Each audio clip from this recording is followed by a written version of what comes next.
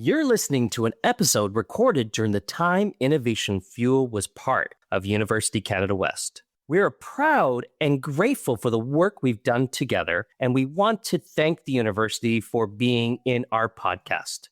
We are now excited to continue the journey of Innovation Fuel into its next chapter. Thanks for listening. Hello, everyone. I am Dave Kieran. And I am Gilar Fahodian. We are educators. And entrepreneurs, too. And this is Innovation Fuel. Innovation Fuel is brought to you by University Canada West, an innovative business and technology university. It's a business podcast with a new episode every 2 weeks. At University Canada West, we believe that our students are the future of Canada. Definitely, we believe these are the future. We arm them with tools to bring real-life stories into the classroom, which they can take with them as they embark on their journeys to becoming the next leaders of tomorrow. Innovation Fuel is our way of sharing these stories with you.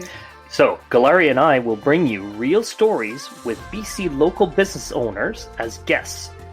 If you would like to know more about us, you can visit www.ucanwest.ca/Innovation Fuel. Without further ado, let's ignite today's episode of Innovation Fuel.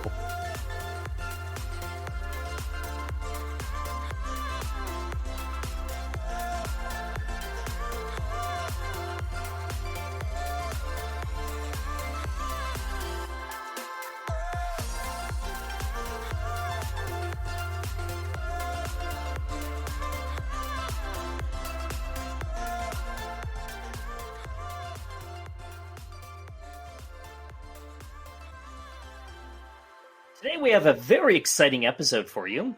Galari, tell us why it's exciting. Well, Dave, today's guest is Hermann Fink.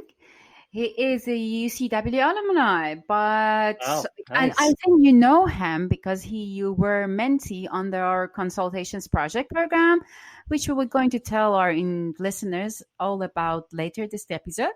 Yeah, no, actually, Herman's even a past student of mine. Very, very exciting. Yeah, it is. Hermann moved to Canada 4 years ago from Mexico City, where he had already established his advertising agency. So he was an entrepreneur before. He came here, he studied MBA at UCW, and now he has a new company, and he's a co-founder of that one right here in Vancouver. Hermann, would you tell us more about this new company? Yes, tell us more, Hermann. Sure. Hi, Dave. Hi, Gilara. Thank you for having me. Of course, I will tell you about this company. First of all, the name is Niki. This company is a real estate service that is provided through an app. And what we basically do is we provide accommodation for international students that are moving from abroad. Now, what we believe at Niki is that every student has the right to have an experience that's less stressful than it is actually. So the first thing that we thought of addressing was real estate issues. And just to take you quickly through one experience, imagine you are an international student, you're moving abroad, you're trying to deal with all the legal documents that you require, and on top of that, you are worried of where you're going to live. Now, when you engage in that, you don't know what's the scene like, what are people like. You start applying, and maybe people don't trust you because you're not in the country, so you can't go for a viewing. You can't have that personal connection that usually you have when you rent a property. So what the app does is it tries to mimic that interaction between renter and landlord and connects them, takes them through a very easy to follow flow where they can interact and engage in a rental regardless of where they are physically. So what was your solution? So you just connect them, and how you build that trust? Sure. So the way we build that trust is very interesting, actually. We decided to go with verified accounts. You might be already familiar with them since a lot of our social platforms have them. However, verified accounts for us means that we have checked both international students and landlords or homeowners to make sure on the international student side that it is an actual student that is coming to a country to study, that they have their papers ready, that they have an acceptance letter from school, and they are who they say they are. Now, on the homeowner side, we verify the property to make sure that it's there, that it's actually property that is available for renting, and there's a landlord behind it that is willing to rent and not just some scam. So Herman, how did you find the gap here? What led you down this path? Like, what was the challenge that you discovered here? Well, it all started with my personal experience coming here as an international student and the people around me. So I had classmates who were staying at hotels or at hostels for a long time before they were even able to find a place to stay, their first place. So given that experience and the challenge that it was to find something before getting here, I was talking to my co-founders now, and we were just discussing about how awful the experience of renting a property is, regardless of the country. It's we have been getting used to this process where it's not really a good service, but we're just used to how it is. And challenging for students, not only on a financial element, I assume, but also a challenge because you don't know what you're getting. Exactly, you don't know what you're getting, and a big part of it is showing the property how it is. Obviously, taking pictures of it, displaying it as advertised, right? And people, both parties, can they review each other? Both parties get in contact through the app. Right now, there's no reviews. That's coming in a second development. However, there is interaction between them. So to take you quickly through the flow of how a rental process works through the app is I download Niki. I look for properties just like I would on any of those other platforms for real estate. I select the property that I want and I express my interest in renting it. That sends an alert to the landlord or the homeowner. When they receive that alert, they can review the person's bio, see just a couple documents because we don't disclose all their information at first. And then given that information and what they read, they can decide if they want to rent or not. Now, at that moment, the landlord is already aware that we have done our job, our due diligence, and we know that person can actually financially rent the property. So there's that element of the safety of having that reassurance. So then if they decide to approve the students, they just choose approve and a two-way chat opens so they can start communicating. Then they can discuss some details and polish things out before the student actually goes and makes a payment through the app. Wow. So you take away the risk for the landlord and also facilitate the student with this opportunity to find something in a market that who knows what you're going to get. And as an extra layer of security, the company takes money in escrow and keeps it. Pretty similar to what you have been able to see in Airbnb. So we ask the money from the students, so they give us their month deposit, their half month deposit, and their first month's rent, and then we keep it until the student is safely in their home. Then they send us an alert: I'm safe, I'm in my home, and then that triggers our payment to the landlord. So you will take your commission from this transaction? Yes. Okay. So do you think Airbnb is your competitor and Craigslist or even the Facebook pages, or what else? What kind of other competitors you think that's in the market? We have several competitors out there. They're indirect competitors, however, but they definitely are maybe even cheaper, right? So we have Craigslist, we have Kijiji, Airbnb. In a way, it can be a competitor, especially now that because of COVID, they've thought of moving to long-term rentals. So it could potentially be a strong competitor. Okay, so you need a developer. Are you a developer? We have a development company that works with us. So you outsource that once? Yes, we outsource. So what do you do in your company that you don't outsource it? What's your all activity? What we focus in the company, because we've outsourced all the development, is we do the product development. So everything that has to do with how the app is going to look, the experience, the user experience, user interface, all that design. Then the marketing that goes around it, everything is done from within the company.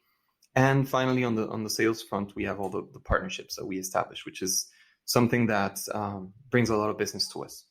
So what we do is we partner with universities to have to be closer to the students.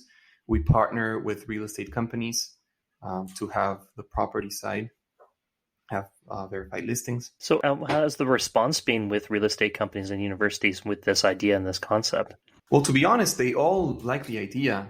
They all see that there's a need for it in the especially in the country, because there's a lot of scams And particularly with universities and colleges that we've approached, they all mention that their students are constantly being scammed, and they pay for properties, and then they get there. It's not the real thing. There's no one there. They're promised the keys, and how it goes. Yeah.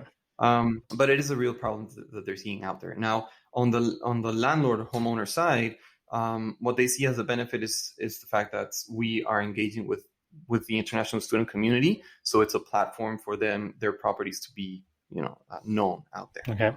What part of your business is in this journey do you think that it was most challenging one? Definitely starting, getting traction with partnerships. Why? Because on one side we have investors, right? We were able to raise some funding from a venture capital firm, but investors are also wanting to know what you're doing, right? So how are you developing? What are the partnerships that you're getting? And then when you go to the partnerships, the universities, the real estate companies, most of them say, yeah, well, I want to see you out there, and then I'll sign something with you, right? I would be comfortable working with you once I see you out there.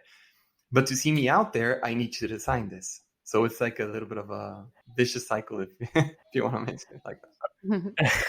Herman, tell us about how you overcame that. But tell us about how you overcame that and made those initial partnerships. So the first thing that we did was going through our friends and family network. So trying to figure out who was close to us, how we could get those connections that maybe were a little bit more solid because of recommendations.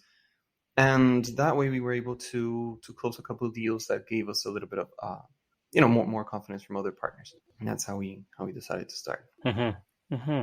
Did you get any kind of help from the government or in the public sector, or did you have any challenges with the public sectors? I mean, legal issues, where everything was smooth?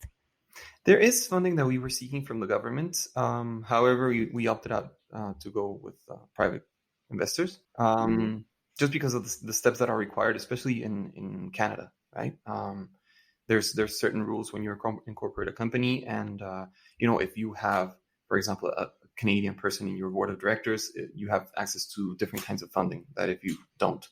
So we're holding up on that a little bit, just informing ourselves a little bit on what we can get. Most of the funding that is available from the government that is very useful for an entrepreneur is around salaries. So there's a lot of help when it comes to hiring a Canadian worker, and then the government will refund you at the end of the year, let's say 40% of their salary. Hermann, do you recommend local students even to start their own business or start looking for a job for other organizations? Well, I would say definitely explore starting a business in Canada. In BC, extremely easy because you can start with other types of permit, and there is government tools and resources that you can use. One quick example that even I used was Small Business BC. So going to Small Business BC can give you a lot of information on how to move forward with starting a business. What papers do you need? What do you need to consider? Which website do you need to visit? They even give you a checklist of the steps that you need to follow from starting your business plan, what elements your business plan should have. So you can definitely start doing that. If you think you have an idea, start putting it on paper, start crunching the numbers, and then go ahead, and if you're ready to register your company, go to One Stop BC, and it's very easy. You can do it online. It's not very costly, and you can get your business in a couple of days. Mm-hmm. Okay, so and what part of your business is more costly for you? I guess the development is the most expensive one. Yeah, definitely. What about marketing? Marketing would definitely be the second one. So first one's the developers and then marketing. Yes. Okay. So, and do you, what if you look at your business in 5 years, so what you can see in it?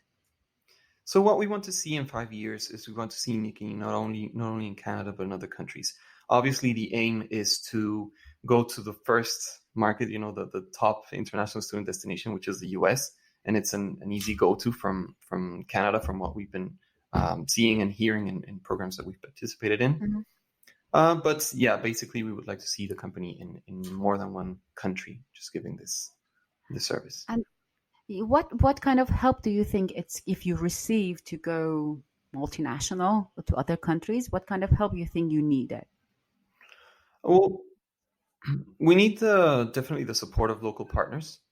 Right now, we are engaging with Japanese investors, and so these investors are really big players in the real estate space over there.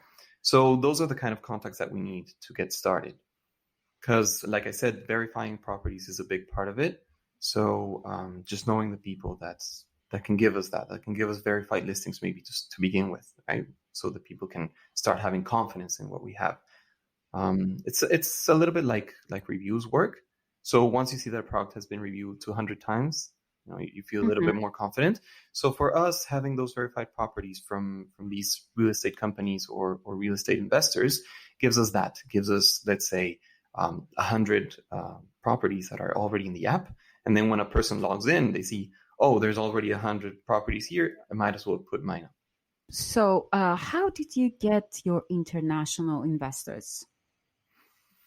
Well, the way we did it is I am based here in Canada. My partners are based in Mexico. And we had, again, from family and friends, we had some connections that we were able to work. And we got access to a venture capital firm that eventually gave us the opportunity to present to them. And we're very interested in our project because of the financial projections that we presented. Okay, so your presentations about your financial project could help you to get international investors. Yes. Okay, that was it. Okay. Thank you.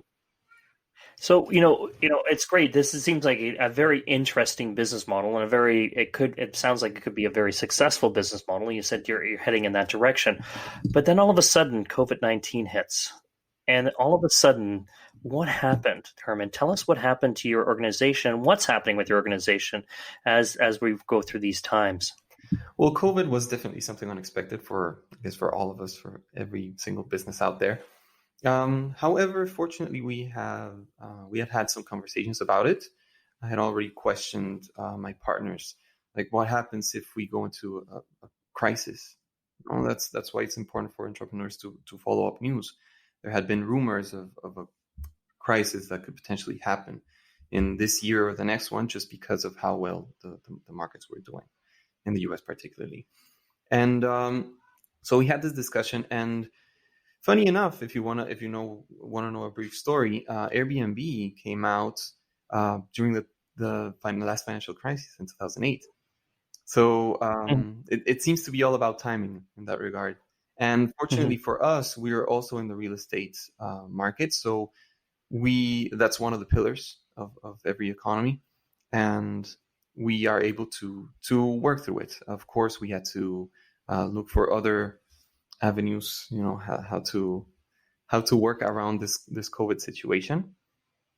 And would you like me to tell you like one thing that we did? Or? Yes. Yeah, we'd like to hear. Yeah, please tell us what you did. So, well, what we decided to do was, as you mentioned before in my bio, I co-founded a company, an advertising agency back home a few years ago, 7 years ago. And one of the services that we provide there is we do virtual tours, because we work with new technologies for advertising. And so in the real estate markets, we do virtual tours, 360 tours, immersive experiences that allow users to get to know a property from the comfort of their home and their computer. So using that as a sort of as an aid, we started contacting our partners, which we currently have, and offering these services so that we can bring in some extra money as well. So, Hermann, with this situation and maybe the lack of international students that are coming to Canada because of the limitation of the borders being shut down, do you see your model scaling in a different way? Do you see a pivot happening here, where you're going to pivot in a different direction to maybe see how Niki could support real estate or landlords? Is that where do you see this going? Well, our focus remains on international students. However, we have, like, COVID has prompted some conversations about how we deal with local students. So how do we switch our workflow so that it works with an international student that is already here and just wants to move within the country? So we're doing those tweaks, planning for those interface changes so that we can adapt to that local market while we figure out if international travel is reopened. It's you're the co-founder. How many partners you have? 2 more. You said that one of the biggest costs is developer. So what if your developer could be your partner? Do you think that it could reduce the cost? So one of the first conversations that we had after the COVID crisis started was we had a conversation with our developers, and we presented a plan where we offered them some pro bono work, and in exchange we would give them ownership of the company. Okay. They already have that proposal on the table, and they said they would think about it. They need to also be in a better position financially to be able to provide those services, just because for them it means free labor, right? So they have to cover for the costs with other work. And one more question, is your developers on Canada or outside? No, we decided to go outside of Canada. We are developing actually in South America and Argentina specifically. Okay. So let's determine why choose outside of Canada for developers. What was the reasoning? Well, one of them is the cost.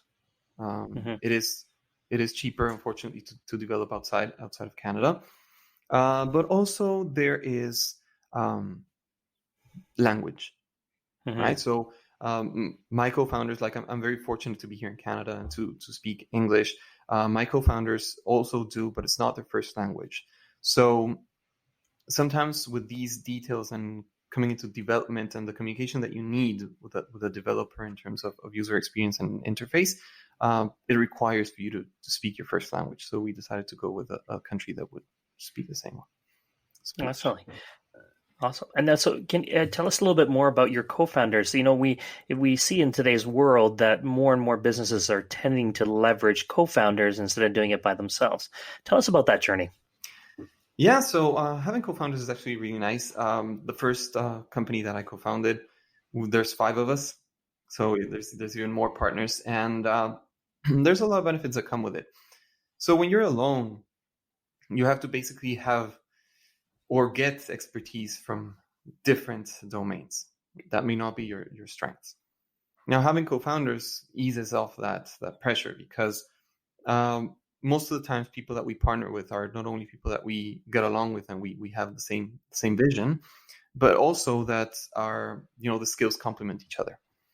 So in my case, I have one of my partners is an industrial engineer, so very focus oriented, aesthetically trained, which gives us a lot of power for our branding.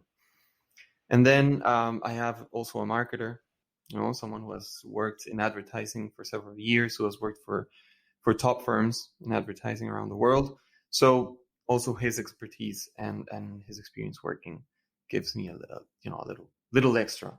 And for me, my background is in IT, so network security, and I have training in business. My MBA has proven to be a lot, worth a lot when it comes to starting a business. So Hermann, talking to now budding entrepreneurs, let's what message would you pass on to them? How would you tell them about you've now had 2 ventures and still going?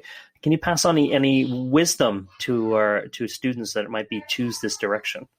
So what I would say is, first of all, be patient. Be patient, because nothing is going to come easy. Even if you have the greatest of ideas, it still needs a lot of work. Expect to have weeks where you work 80 hours a week, and not only because I'm not saying that as in you're going to be working 80 hours on your business, but maybe you're going to be working 40 hours on your business and 40 hours on another job, because you're going to need something that still gives you money. If you're not fortunate enough to have some financial support from someone else, that's what's going to happen. That's what most people do. So you have a daily job that you have to maintain, and that gives you money to keep pursuing your dream and your venture. Nice. Thank you, Hermann. It was really great to talk to you. I'm really excited to be a part of this podcast. I think a lot of people will benefit from it.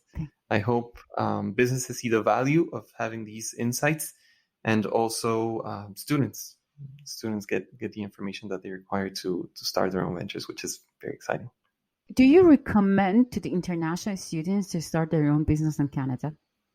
I would say yes. Definitely consider Canada as a place to start. There's a lot of support from the government systems to allow you to start. And one thing in particular that we have here in BC is you don't need to be a PR holder to start a company. Okay. So you can start a company even with a student visa, working visa. So that's really good for someone that's starting. Great. Thank you, Hermann. Great. So thank you, Hermann. Thanks for the great information about Niki app. And it's at nikiapp.com. Is that how they can reach it? nikiapp.com, or is it available in the App Store? Yes. Yes, you can find us on nikiapp.com, and it will be available in the App Stores a couple of weeks. In a couple weeks. Great. Well, Hermann, thank you very much. Really great having you on the show. Gloria and I both enjoyed having a conversation about your business, and we wish you ample success. But, if anybody's out there and has a story similar to Hermann, they would like to share it with us, we'd love to have you on the show to have a chat about what you're doing and how you're overcoming some challenges with COVID-19 and how you might be innovating in your business. But also, we want to give an opportunity for any businesses out there that are really struggling right now. We've got a troop full of students here, and we can definitely align some of our students to some capstone opportunities when helping you solve some of those elements, bringing their knowledge to your business to help both of you work together, synergize, and help each other to develop. So please reach out to us at our handle, which is www.ucanwest.ca/innovation fuel.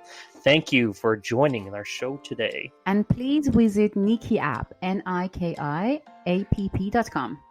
to have more information about Hermann's business. Thank you. Thank you. Well, Galari, this has been a very exciting conversation today. Hey, what do we have up next? Who's coming down the pipeline for Innovation Fuel? I'm not telling you, Dave. It's going to be a surprise. We will talk about it next episode. Let's see who's coming. Oh, well, thank you everyone for joining us. Do come and join us again in 2 weeks' time, and we'll have some exciting, as Galari says, not something that I know is going to happen, but Galari seems to know. But Galari's got a secret to share with us, I guess, and we'll see who will be joining us and what story will we learn. Thank you.